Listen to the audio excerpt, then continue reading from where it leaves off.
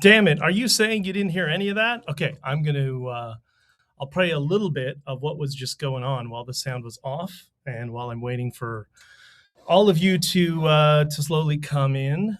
This was, I'm just so excited about this because finally we can do this on YouTube. What's that? Music. Listen to that. Listen to that. In YouTube, we actually have music in the background, and we're not going to get a copyright strike. That's not something to celebrate. Maybe I'm overly excited. So this is the way I'm getting around it. This is so new. This was my.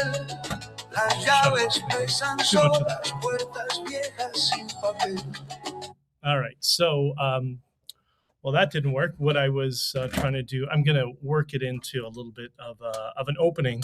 So now with Sonu, one can generate AI music, something that I've been playing around with for a long time.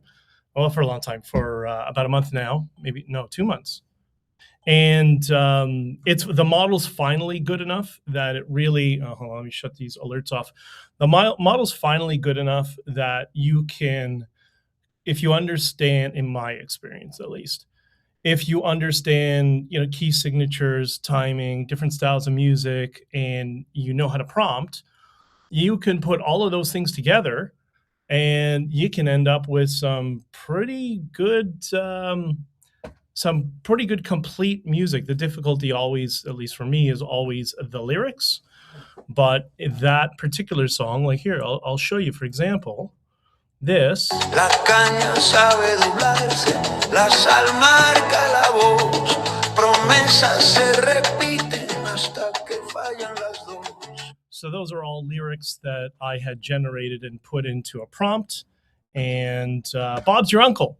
So this is going to be very exciting because I'm going to try to incorporate more of that in the future streams. And but anyways, let's get on to the topic at hand. We'll wait a little bit for people to start to join us and talk about some of these, what I think are important issues. And for those of you, we've been speaking for quite some time, you probably agree with that that sentiment. So, but hopefully this will be the best morning of your life after the passing of Scott Adams, which we're going to talk about in a little bit. So please, good morning, like, share, and subscribe. And I hope you're all feeling well. I know a lot of people I've spoken to over the past 24 hours are extremely down, even though we kind of knew what was going to transpire yesterday actually transpired. But as we'll talk about that a little bit more in a couple of minutes as more of you join. And for those of you who are in the future, I apologize for the first couple of minutes of the silence, but a work in progress. I like things to be a little bit authentic. And sometimes when things are authentic, they're a little bit rough around the edges for some time. But for me, that's a certain type of charm. Maybe I have a hipster side of me that I'm not aware of. I'm going to be streaming this also to Twitter Spaces. So if anybody wants to join in a conversation afterwards and join a space to talk about this stuff, then we can do that. I won't have a lot of time. I only have about maybe a half hour or so because I'm going to be flying out to Colombia today. So for those of you who are so inclined and you're heading down to Colombia just out of coincidence, come hang out. And I will probably be in Molinos sitting on the computer doing some work almost every day because I have a busy week, but I'll be giving a keynote on Saturday, I believe it is. So if you're in the neighborhood, you're in Medellin around Laureles, then come hang out. It's going to be lots of fun, and we'll grab some coffee together. And for those of you who are going to the conference, I know some of you are already down there and already hanging out, and they have a meetup planned up. Love you guys, and I'll see you all tomorrow, as I will be flying through the night and spending a lot of my night this or a lot of my morning in the Bogota airport, which is always fun. But what are you going to do? So I will, if you're hanging out, so we'll put it this way: if you're in Medellin, come hang out in Molinos. If you're in the Bogota airport tonight after, I don't know, 2 or 3 in the morning, I think it's 3 in the morning, actually, 3:30 in the morning, then come come hang out in the airport, and we'll chill and see if we can grab a Juan Valdez and hang out. Okay, some people are starting to join and whatever. I think so. It's no surprise to people that Scott Adams passed away. You've seen everyone from Trump and the White House and the vice president and many people in the administration sending their condolences to his family and rest in peace, and his contributions, which were quite vast. We'll talk a little bit about that in a minute. But yeah, for a lot of us, yesterday was a difficult day. I don't know about you. I'm not into celebrity culture. I don't grieve celebrities. I actually don't know who they are. I didn't know who that girl, what's her name? I'm forgetting already. Taylor Swift. I didn't know who that girl was until Trump got into some, I don't know, there was some back and forth a couple of years ago, her and other people, whatever it was. I actually still don't know. She's, I guess, a musician, but I don't know any of her music. And especially since, well, now we have Sonu. So instead of strumming on my guitar or my cello or whatever, now we can do full compositions in a tenth of the amount of time. But so yeah, I'm not into celebrity culture. I know a lot of you really aren't as well. And it's funny, I don't know how you feel, but I actually don't see Scott as a celebrity. It's really odd. Like, yes, he's very, very well known. Obviously, he's accomplished lots. But he's just a guy. I know about for you, I think most people feel this way. For me, he's just a guy I listened to and ended up eventually interacting with and getting to know each other a little bit, and got some feedback on a couple of issues, and sent him some stuff, and he shined a light on some things in Canada for me and for all of us. So I'm a debt of gratitude for him for doing that. But yeah, it's just a guy you got to listen to, and I think also the reason that is, unlike so much of our celebrity culture in the West, it wasn't contrived, it wasn't artificial like celebrity culture and our new influencer trend. All of that, much of that is artificially boosted, and it's PR and marketing firms and agencies trying to, they're trying to build up somebody into becoming a cash cow. But Scott wasn't part of that. He was very entrepreneurial, so it was just his own doing. And I think that is what lended to so much authenticity behind who he was.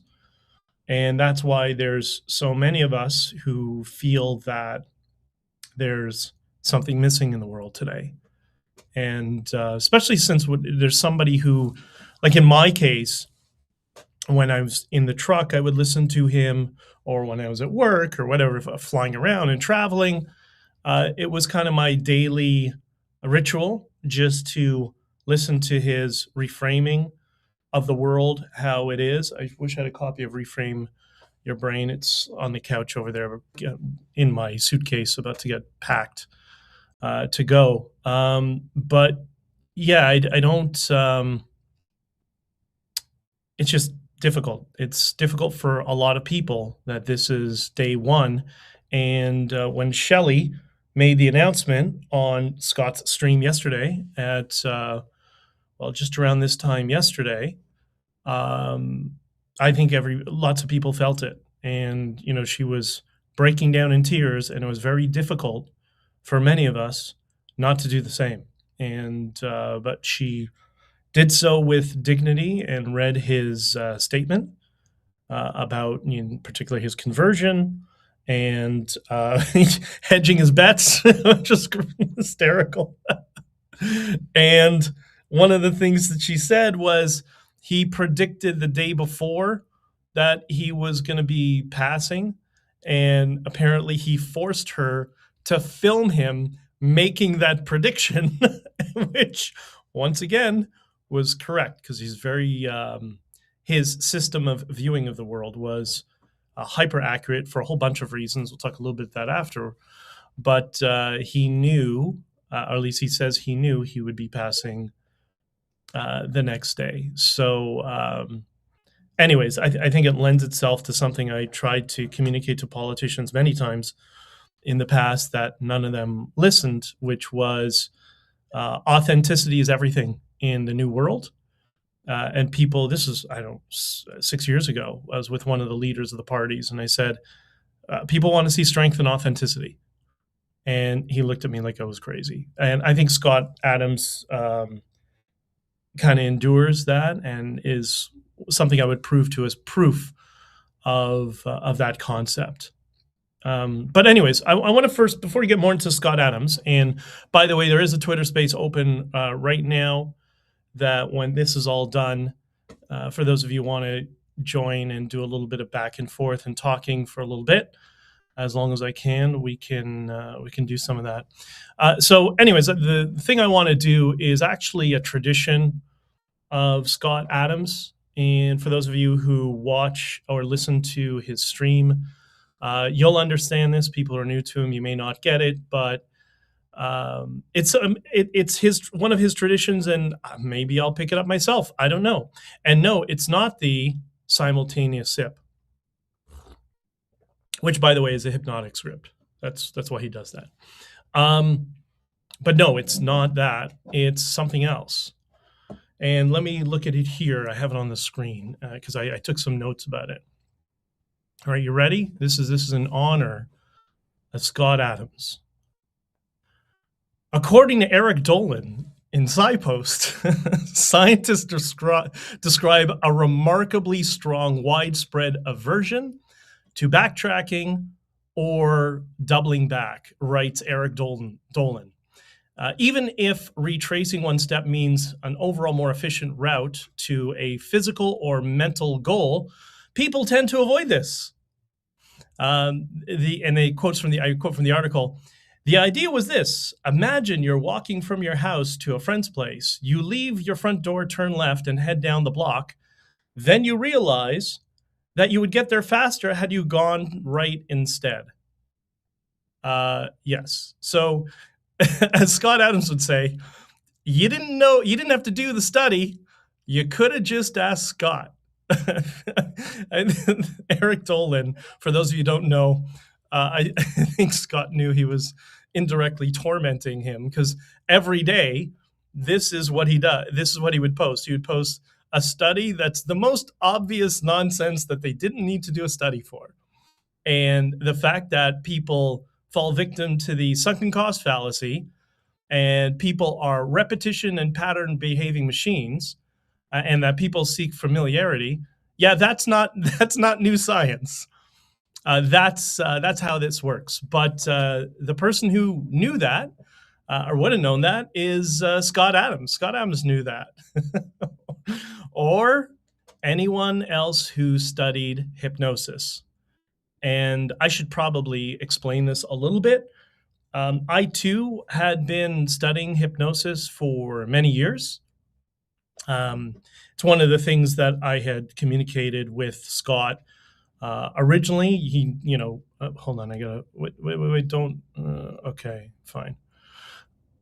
One of the things we communicated on that early, and he knew me from the trucker convoy, and we connected a few years ago.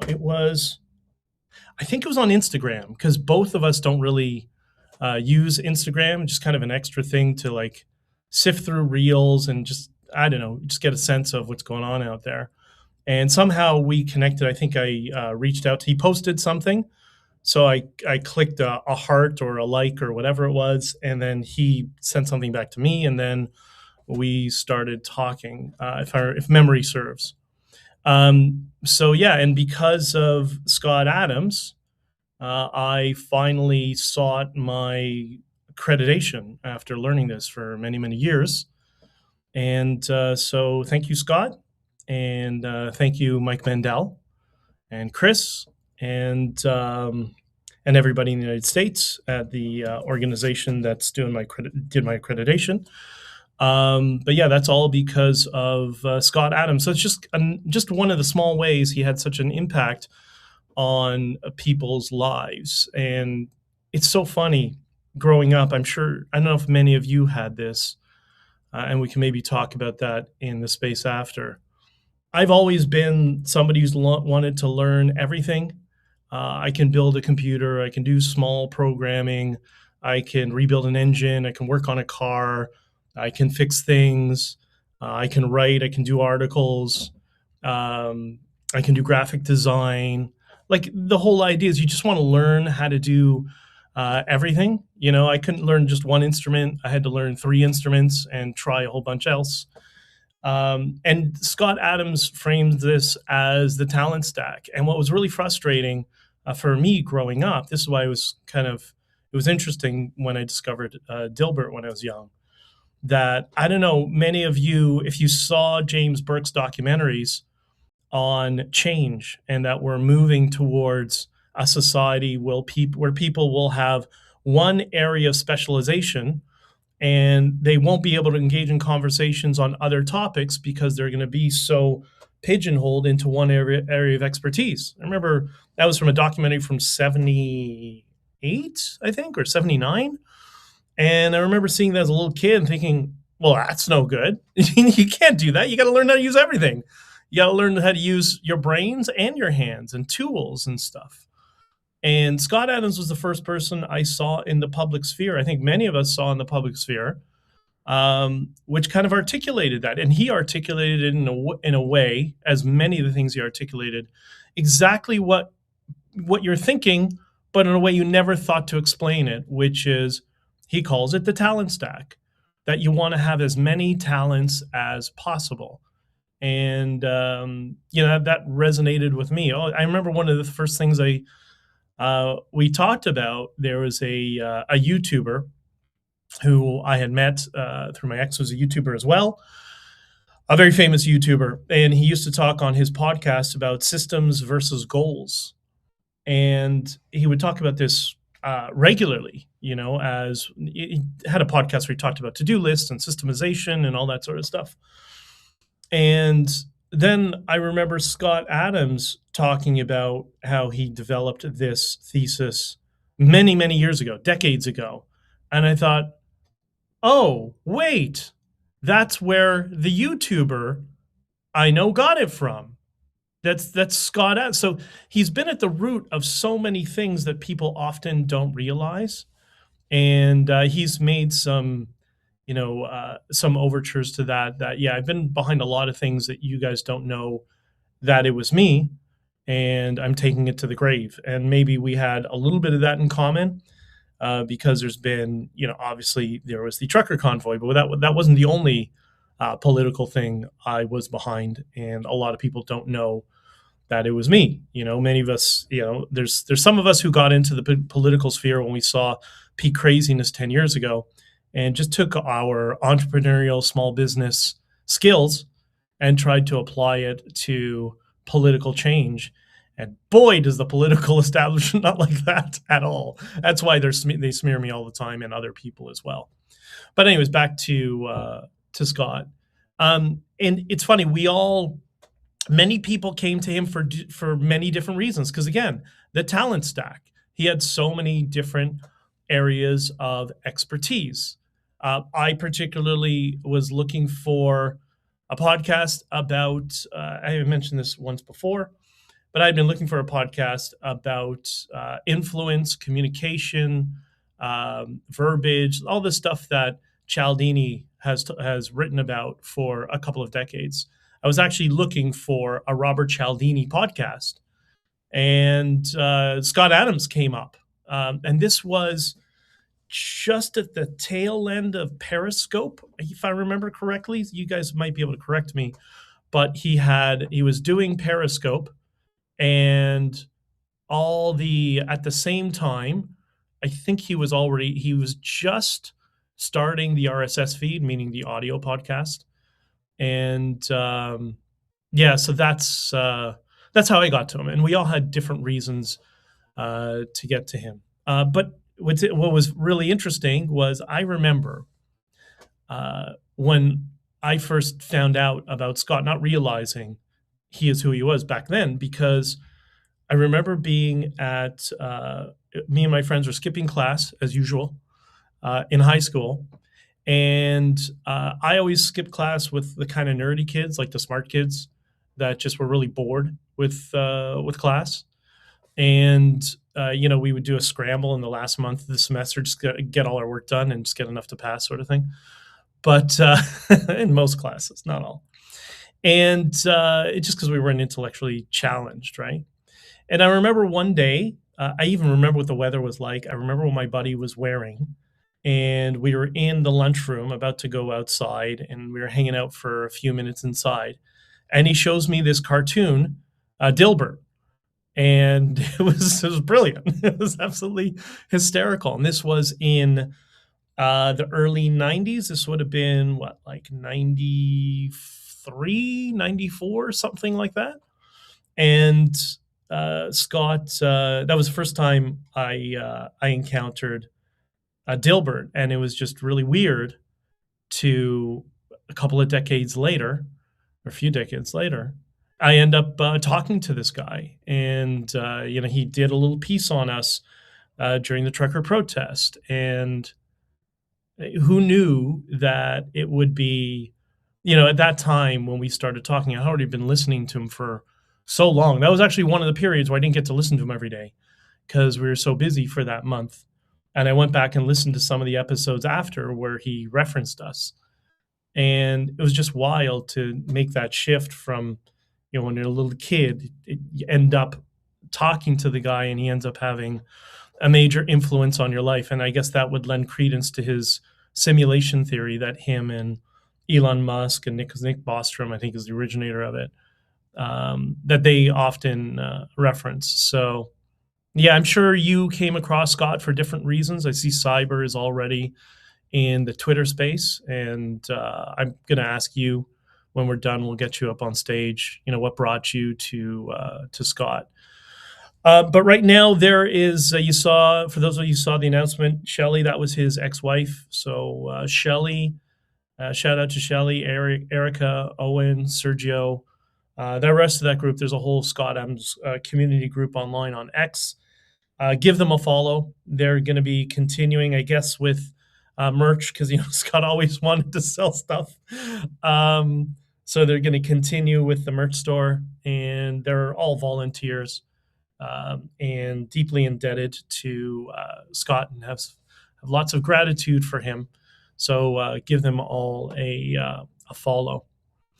He also had all these contributions, and not only to politics, but just to discourse in general.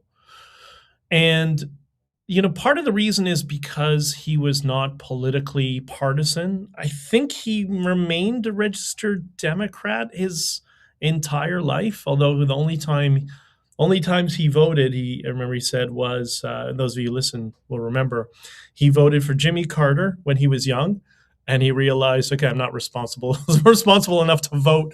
I'm never voting again. And then the other time that he voted was in 2024 for Trump. He broke his tradition to do what he could in not just moving the needle, but checking off a box for President Trump and the Trump administration. But he was a nonpartisan. He would talk, and there's so many people I know in my life who got just confused by this. He did what all free thinkers do, and what we should all aspire to do, and that is to hear and interpret the best arguments on all sides, to truly understand them. And you're good at it I've had this at a recent interaction with somebody. You know where you're good at it when you do a better job articulating the perspective and idea that you disagree with. That the other person on the other side says, "Yeah, yeah, that's exactly why I think what I do." And that's something that he really focused a lot on. That's why a lot of people got confused with him during COVID because it was easy. If somebody's making opposite arguments on all sides, the best arguments, what he thought were the best arguments, then we hear what we want to hear from our echo chamber, right? Because we're especially when we're so emotive, we're chasing confirmation bias, and then we get blinded to the fact that no, the guy's just trying to explain the best argument for the left that he disagrees with. But you could say, okay, I disagree, but I understand their point, but this is why they're wrong in my opinion, sort of thing. We used to call this discourse. I think there's these buildings in Western democracies that are built on that principle. The root word is parler, to speak, and we call it parliament. That's what it's supposed to be. It's supposed to be about open discourse, right? Hear the best arguments on all sides. Which again doesn't mean you have to agree. But because of that, you'll notice he's gotten praise from people all over the place, from many sides of political discourse, many people who disagree or very much dislike each other, yet they're all coming together.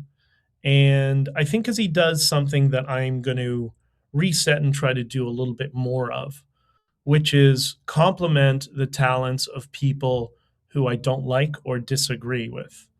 That's important. So they understand that you're an honest actor. You may not like or agree with them, but at least you're not taking them out of context. And some people that are just kind of batshit crazy. Okay, fine. What are you going to do? But it doesn't mean you need to even acknowledge that they're batshit crazy at all, right? You just can kind of ignore them and just focus on the positives of everybody else. He also had this great ability, which was to grab an idea or a concept that you probably already believed in, but you couldn't articulate, and narrow it down just to a few simple words into, he liked to use the word kill shot.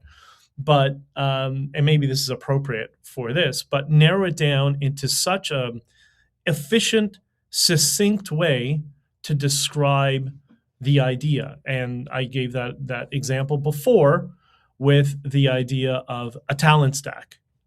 I want to learn how to do many different things. I don't want to be constrained by just one set of rules and one framing of the world and one set of skills.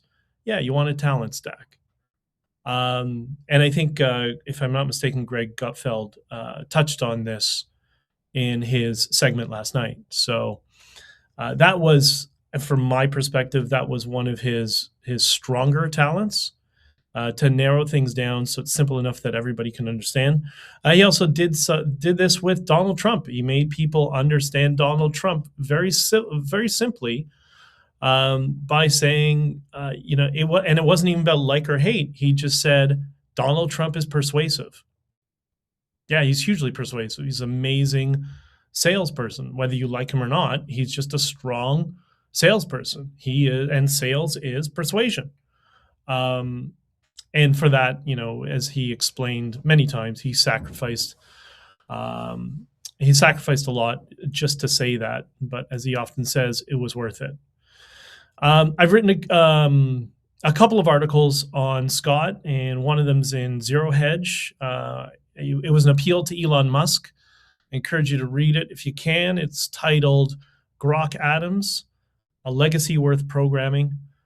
Check it out if you're a fan of Scott Adams. I'm pretty sure most of you will like it.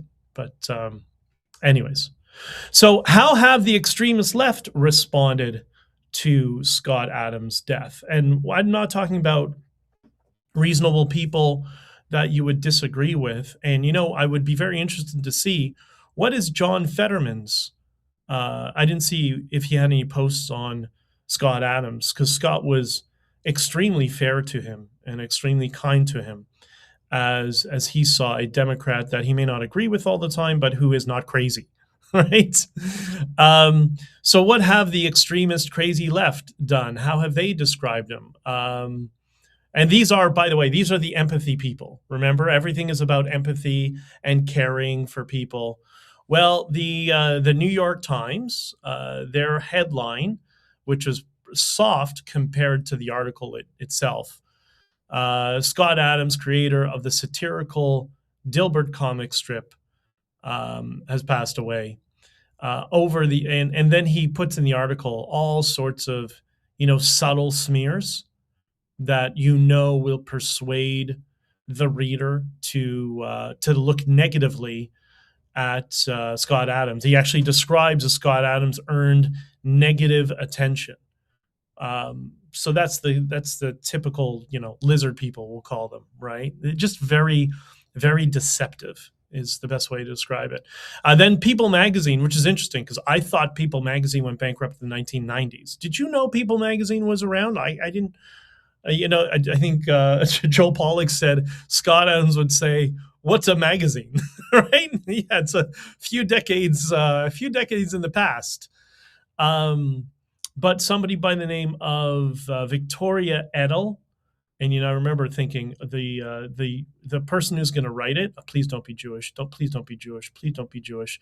Don't be another communist with hiding behind a Star of David. Well, sure enough, I think that's exactly what it is, Victoria Adele. But anyways, her garbage headline, which is just smearing, was Scott Adams, disgraced Dilbert creator dies at 68. I don't think he was disgraced. I think people like Ms. Edel tried to cancel him, and they were unsuccessful. And it's very funny when you see the article, and I posted this on X. You can see the article where her picture is there, and what do you see? You see the crazy eyes that Scott Adams talked about all the time, right? Eyes bugging out of her head. So that's clearly mental illness of some capacity. And then for those of you who are Canadian, we all know that the CBC, as we exposed during the trucker convoy, is fake news would be an improvement. It's basically a mouthpiece for Qatar. That's why so many of their executives, this revolving door from the CBC to Al Jazeera, has been in effect with bribes and payouts and all that sort of stuff for the past decade. So it's worse than fake news. It's Islamist propaganda. Islamist or communist. Now, Yuri Bezmenov said it was communist when he was there in the early 1980s. And now we see all the Muslim Brotherhood and extremist ties to terrorism within the CBC. So, this is one of the many reasons I banned them from the trucker convoy. And they're too lazy to step out of their own office. Like, there were trucks down the street, I think in front of their building or down the street from their building. And the CBC was too lazy just to go outside and say, "Hi, why are you here?" None of them did that, right? They really are reptilian, and it makes me long for having a Joe McCarthy type figure in Canada to take care of those people, because we're at that point where we're going to need that. But the CBC headline was Dilbert creator Scott Adams, whose comic strip was canceled over racist remarks, dead at 68. And they full well know he didn't make any racist remarks, but they're going to say it anyways. It's just like Scott Adams tried to expose with Joel and with Stephen, I think it was, that they tried to expose the Fine People hoax. They're just going to keep saying it over and over again. It doesn't matter, because it's not about truth, it's about propaganda. I tried to help them. With revising their headline, which would be disgraced legacy news outlet CBC viciously smears deceased cancer sufferer who gave hope to millions until his last breath. And I think that's how I feel. I don't know if that's how you feel too, but maybe some of us will talk about that in a few minutes. So anyways, I can talk for hours about Scott Adams, but That's going to bore people. You can just go online and you can look on X and all the people sending their condolences, their rest in peace, their well wishing to his family and to his legacy. And yeah, it's difficult to break these habits, especially with people you got to know and you really respected, and then all of a sudden they're gone. And yeah, it's really tough. It's really, again, I'm not into celebrity culture at all. And I think Scott was something more than a celebrity because he wasn't contrived in plastic. He was authentic. He was a guy who turned on his mic, wanted to move the needle, and just wanted to talk to people and help them reframe their lives out of some difficult scenarios. And I think I think he did a lot of that. So thank you, Scott.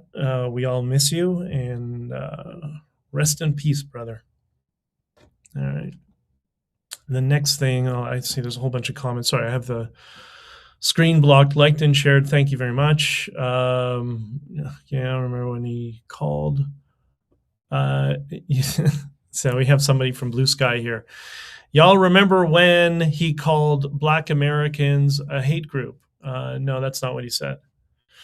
But anyways, the communists will try to brainwash you to believe absolutely anything. They'll just make stuff up. And often they just believe it themselves because it's an assigned opinion they got from someone else. They don't really know anything about it other than they are in reactionary mode based on anger. And there's nothing else that they have in their lives. This is why it's important to understand how to communicate with people on an emotional level and how to reach them. I mean, I've been able to reach some people and especially over the past year, and help them reframe their experience and see my model of the world, and to see that my model of the world isn't completely crazy and it's actually not as far from their model of the world as they think it is. So, but anyways, that's so thank you for the comment and thank you for watching. Thank you for the view. Okay, the last thing I just want to touch on quickly, we'll touch more about this on the next stream. I'm going to try to do some streams while I'm in Colombia. For those who didn't hear when I started, I'm going to be getting on a flight later on today. So if you're in the neighborhood, if you're in Laureles, come to Molinos. We can have some coffee, or we'll see you at the conference or at the steakhouse in Poblado tomorrow night. But anyways, the other thing that's going on right now, I think we should just touch on very quickly before we get onto spaces and talking to each other and all that sort of stuff, is the Iran protests continue. So get your popcorn out, because the protests have gone on for, I think, 17 days or 18 days now. Iran has said or threatened they're going to execute a wave of protesters, I think today, if I'm not mistaken. And the Trump administration and Trump himself have said the U.S. would intervene if protesters are killed. So get your popcorn ready, because it's going to get very interesting. And I think you're going to see a little bit of, hopefully we'll see a little bit of Maduro, Venezuela type tactics occur in Iran. I think there's no regime, occupying regime, better deserving of what I would like to see them, and the mullahs. I like to see them get the Gaddafi treatment. I know that's a little gruesome and cruel, and you're all Western, and people in the West are very soft. I'm not. Maybe I spent enough time in South America that I've seen some brutal stuff. But maybe we're going to see some action and some actual follow through. I think we're going to, and I think Trump knows, because he said it, he actually needs to follow through with his threats. And I think the threat of them executing protesters, they're just waving the middle finger in front of Trump's face. And my guess is he's going to cut that finger off, and deservedly so. So, the last thing I just want to touch on, and then we'll get to the Twitter space, is I like to end streams with positive tactics. And yes, so many of you have you asked me to do more regular streams, and I will, and maybe a little bit more focused because there's a bunch of things in the oven right now. But I do like to end with things that are positive, the positive framings of the world. And it's really difficult for us right now, especially those of us who got to know Scott over the past many years and were very close to him and felt his impact. And many of us are still grieving over it. And Elon Musk said it best. We knew it was happening, but it still hit us. You felt almost like he was invincible, sort of thing. Even though you could see him degrading, it didn't hit us on an emotional level, right? And that goes back to what I talk about often: our intellectual interpretation of the world versus our emotional interpretation of the world, which always reigns supreme.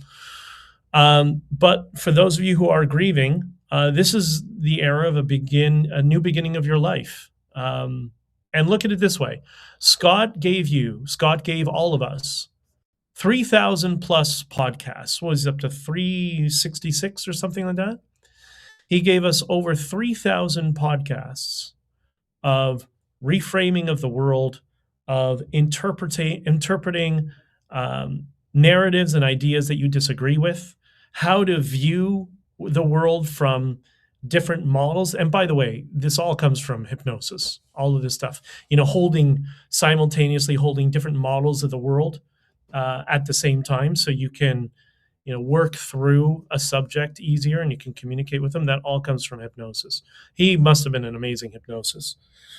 Sorry. See, he's got 3,000 podcasts. He's got reframing exercises, micro lessons, his whiteboards, teaching, communication, and all these rest of these skills. It's not like he's left you and us with nothing.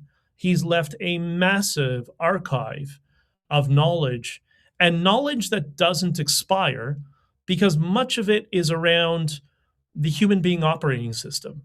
Yes, he would talk to it through the lens of politics, but the lesson in general, they're universal and they're not going to change. And so he's given you that. He's given all of us that. So, and I think the way you can speak to his legacy, the best way is do what he always asked everybody to do: to be useful. And I think that would make him most happy. So to Erica and the rest, I know they're on a stream or a space right now, and Shelly and the rest of you, and Owen, I wish you guys all the best, and I'll try to be in the community when possible. It's difficult right now as I'm flying all over the place, but I wish you all the best, and God bless Scott Adams. I think that's it for now. Let me shut down in the